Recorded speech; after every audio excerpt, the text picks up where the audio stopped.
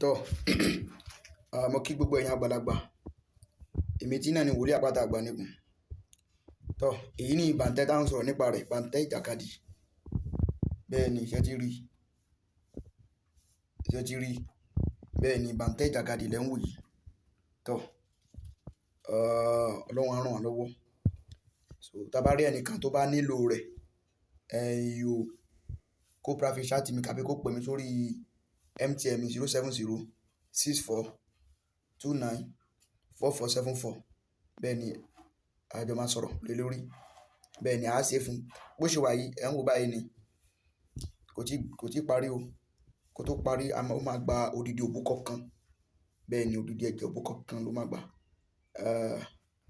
Bẹ́ẹ̀ ni tógun bá jáde kó pọ̀ bí ìgbà ẹ lọ rẹ̀ bọ̀rẹ̀. Bẹ́ẹ̀ ni ẹ sì ṣẹ́gun.